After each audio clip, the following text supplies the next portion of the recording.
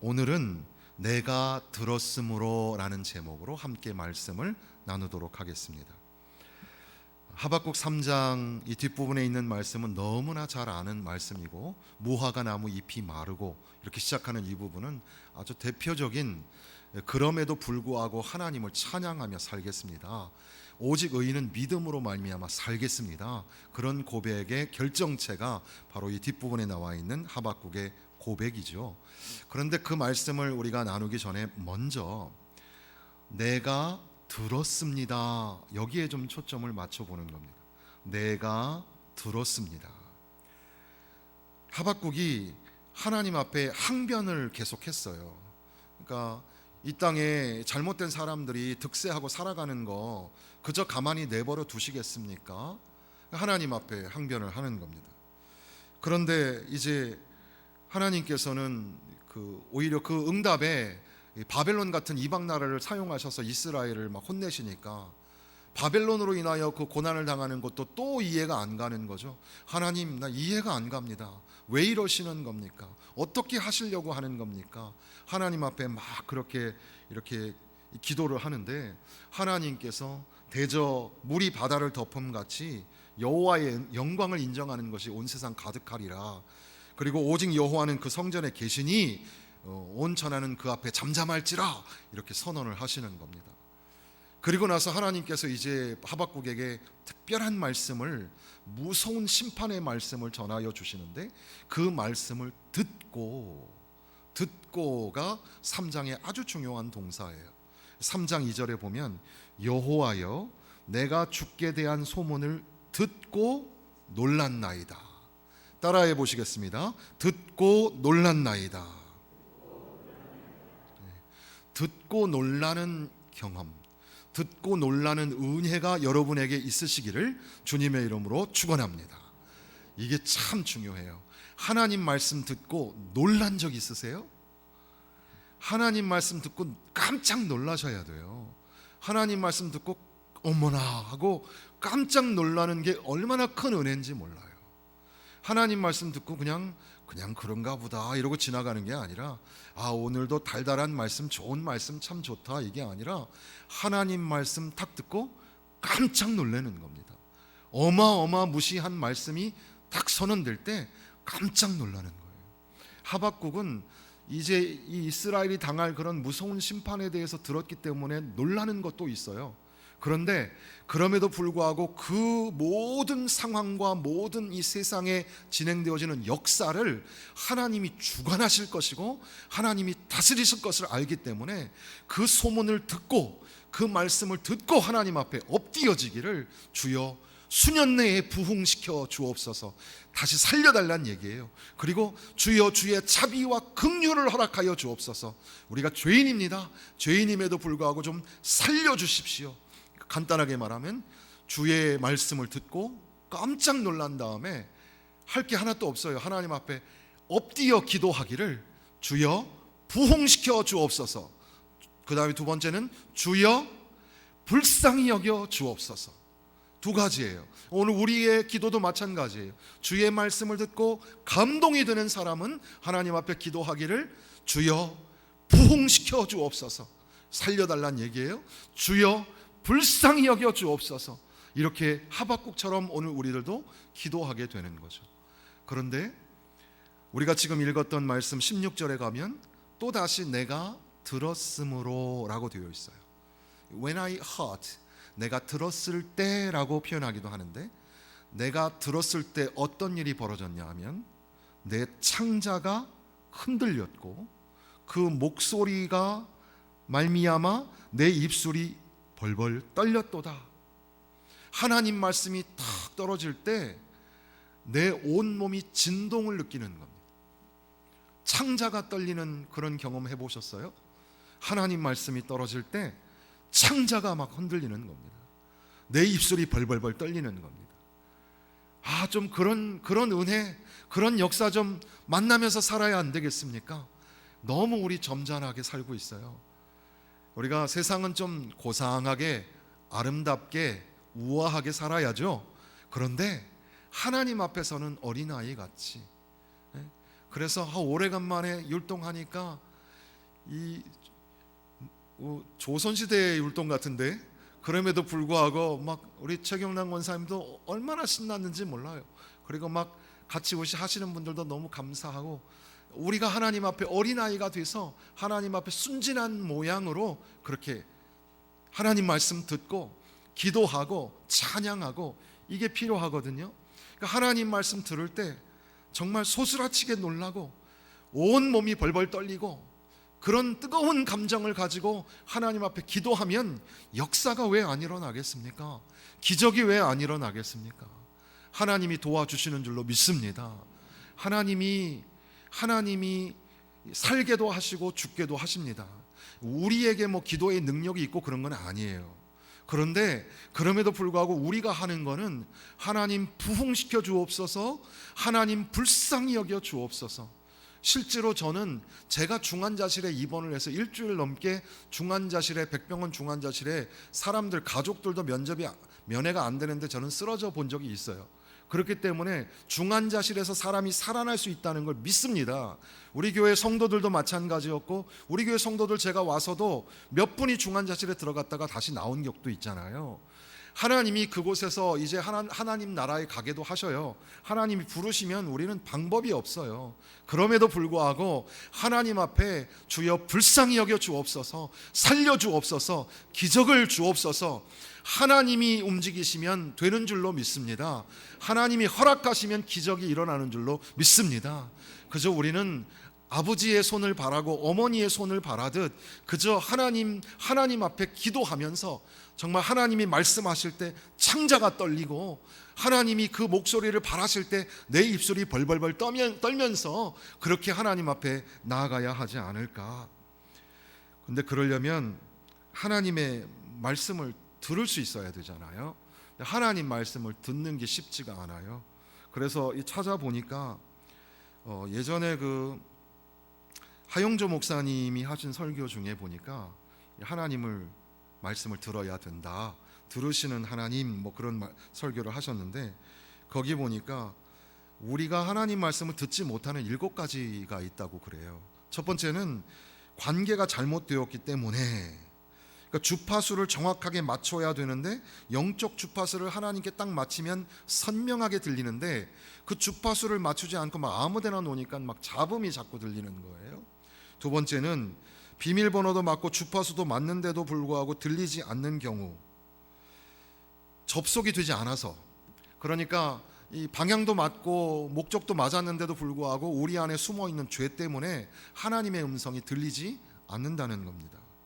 세 번째는 동기가 불순하기 때문에, 이기적인 동기를 가지고 누구를 미워하거나 어떤 이익을 취하려거나 야망을 성취하기 위해 교회 나오고 사람 이용하고 뭐 설령 금식을 한다 해도 하나님께서 말씀하시지 않는다는 겁니다. 하나님 말씀하셔도 들을 수가 없다는 거죠. 네 번째는 성경 지식이 부족하기 때문에, 성경에 관한 이해와 지식이 반드시 필요합니다. 성경에는 삶의 해답이 있습니다. 성경에 우리의 질문에 답하는 모든 것들이 있어요. 그냥 수학적으로 2 더하기 2는 뭡니까? 지금 몇 시입니까? 이런 질문에 답을 하진 않지만 인생의 가는 길에 관하여 분명히 하나님은 명확하게 말씀하고 계세요. 하나님 백성은 이렇게 살아야 한다고 말씀하시는데 그걸 들어야 하나님 음성을 들을 수 있다는 겁니다. 다섯 번째는 교만하기 때문에, 교만하면 하나님 음성 들을 수가 없어요. 나는 하나님 음성 잘 들어. 잘 생각해 보세요. 하나님 음성 잘 들리시는지. 하나님 음성 안 들리면 혹시 우리가 교만한지 모릅니다. 더 높은 자리에 있는데, 하나님보다 더 높은 곳에 있는데 어떻게 하나님 음성이 들리겠습니까? 여섯 번째는 믿음으로 순종하지 않기 때문에 라고 했어요. 그래서 겉으로는 신앙 있는 척, 겉으로는 교양 있는 척, 그래서 칭찬도 받고 싶고 인정도 받고 싶고, 그런데 사실은 성숙하지 않아요. 믿음에 순종하지 않는 겁니다. 그런 사람은 하나님 음성 들을 수가 없다는 거죠. 일곱 번째는 자기 포기가 없는 사람은 하나님 음성을 들을 수 없대요. 그리스도인의 진정한 적이 누구냐?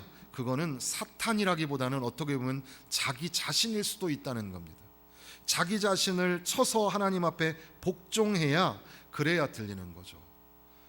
우리가 뭘 들으려면 야 조용해, 그래야 들리잖아요. 제일 조용해야 될 게 누구냐면 나예요. 내가 조용해야 들리는 겁니다. 그러니까 자기를 내려놓고 자기를 포기해야 들린다는 말씀이겠죠. 이렇게 7가지를 얘기하셨는데 저는 거기다 좀 첨가해서 왜 우리가 하나님 말씀이 안 들릴까? 하나님 말씀이 안 들리는 이유는 저는 열정이 식어서 그렇다고 생각합니다. 하나님께서 우리에게 열정을 주셨어요. 그러니까는 예술가적인 열정, 창조자의 열정을 우리에게 주셨는데, 그래서 뭘 만들고 찬양을 하고 뭔가를 할 때 우리 안에 기쁨과 희열이 있어야 되는데, 그 창조자가 주신 그 열정, 예술가적인 창조자적인 열정을 상실하였기 때문에 그래서 우리는 하나님 음성을 듣질 못해요. 두 번째는 사랑이 식어서 그렇죠. 하나님 나라에 대한 사랑이 없어요. 교회에 대한 사랑이 식어서 그런 겁니다. 주여, 이 교회를 그저 내버려 두시겠습니까? 점점 교회가 낙후되고 연약해져 가는데 이 교회 이렇게 내버려 두시겠습니까? 주여, 주님 이 교회를 사랑합니다. 주님 피 흘려 사신 이 교회를 사랑합니다. 사랑하는 마음으로 교회를 위해서 기도하고 교회를 위해서 헌신하고 교회를 여러분들이 지켜야 안 되겠어요?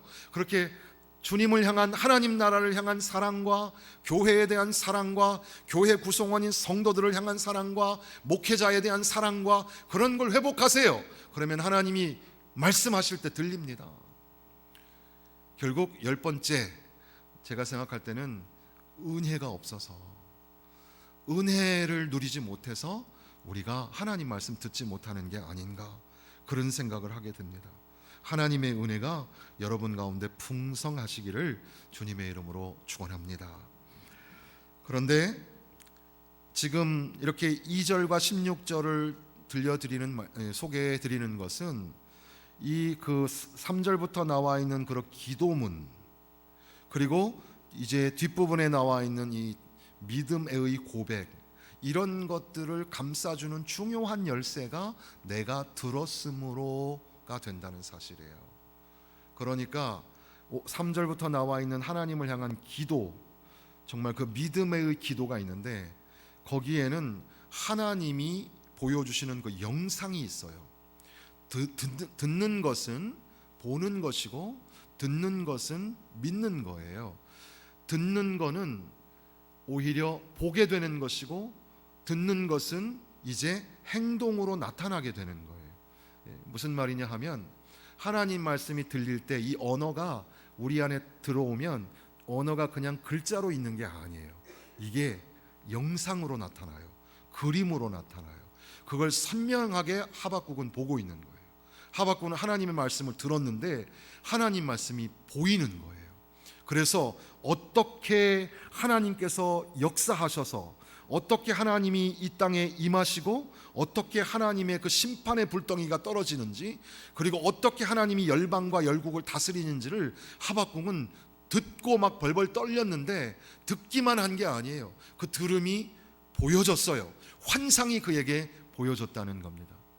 오늘 우리가 들음으로 인하여 우리가 비전과 환상을 볼 수 있는, 그래서 청년들은 비전을 보고 아비들은 꿈을 꾸며, 이런 요에서의 말씀처럼 오늘 우리가 하나님 말씀 듣고 창자가 떨리는 것 같은 그런 놀라우신 은혜 안에서 하나님이 말씀하실 때 그것이 우리의 눈에 보여져서, 소위 어떤 예언자만 환상을 보는 게 아니라 우리 모든 예배자가 하나님 나라의 환상을 보면서 살아가야 되지 않겠습니까?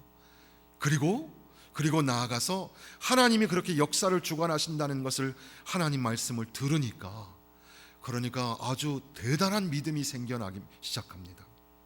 우리가 잘 아는 말씀이죠. 이 무화과 나무 무성치 못하고 포도나무 열매가 없으며, 이 말씀이 어떤 학자들은 이제 작은 것에서부터 큰 것으로, 좀 덜 중요한 것에서부터 완전 생전에 아주 필수적인 것에 이르기까지 모든 것, 총체적인 것이 없어질지라도, 이런 말이라는 거죠. 무화과 나무가 무성하지 못하다. 완전히 생계에 필요한 건 아닌데 무화과 나무, 포도나무 열매가 없으며 감람나무에 하다가 제가 깜짝 놀랐어요. 지금 인도네시아에서 이 기름을 멈췄잖아요. 감람나무가 멈춰지면 큰일 나는 거구나라는 걸 이제 우리가 피부적으로, 이게 지금 물가만 그냥 탁 치는 게 아니라 온 세계에 그 기름이 안 들어가는 음식이 하나도 없어요. 그러니 참 심각한 일이죠. 그런데 거기에서부터 이제는 밭의 소출이, 우리의 양이, 외양간의 송아지가, 이게 우리 생존의 필수적인 그 모든 것들이 다 없어지고 다 사라진다고 하여도 난 여호와로 말미암아 즐거워하리, 난 구원의 하나님으로 인하여 그 말미암아 기뻐하리로다. 이게 얼마나 대단한 겁니까? 이런 믿음이 우리 가운데 생기려면 먼저 뭐가 필요하다고요? 내가 들었으므로, 하나님 말씀을 들어야 한다는 겁니다. 그러니까 하나님 말씀을 듣는 게 참 중요해요. 하나님 말씀은 단순히 설교에서만 듣는 건 아닙니다. 그런데 설교가 아주 중요한 좋은 통로가 돼요. 그러니까 내 개인적으로 바쁘거나 또 여력이 안 돼서 하나님 말씀 들을 수 없을 때는 반드시 예배 시간에 하나님 말씀을 들으면 돼요. 설교 시간에 하나님 말씀을 듣는 게 제일 좋은 길이에요. 그 하나님의 말씀을 듣고, 그리고 조금 더 깊이 훈련하고 더 깊이 훈련하면 기도할 때도 하나님 음성을 들을 수가 있어요. 성경을 읽을 때도 하나님 음성을 들을 수가 있어요.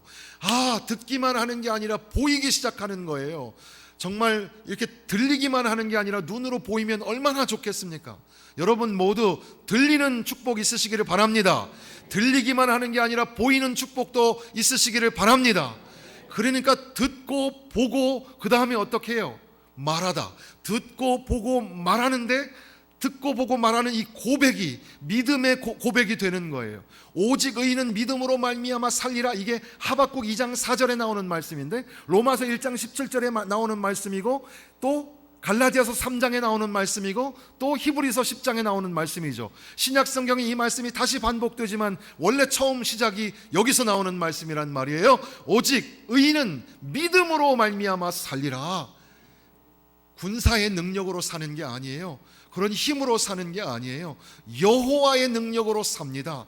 그래서 마지막 부분에 보면 19절에 주 여호와는 나의 힘이시라 그랬죠. 여기 힘이란 단어가 군대라는 단어예요.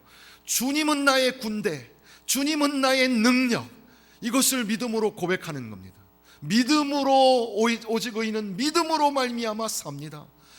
이 대단한 고백이 우리에게 있으면 얼마나 좋겠습니까? 여러분들에게 그런 고백이 있으시기를 바랍니다. 믿음으로 살리라, 믿음으로 살리라.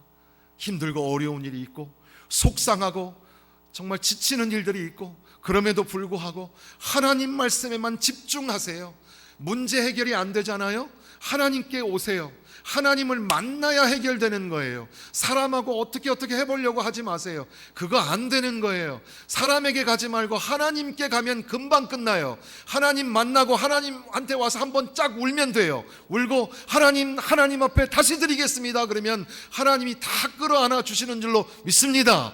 그러니까 하나님 만나는 게 엄청 중요해요. 하나님 말씀을 들으세요. 하나님 말씀을 듣다 보면 하나님이 보여주실 겁니다.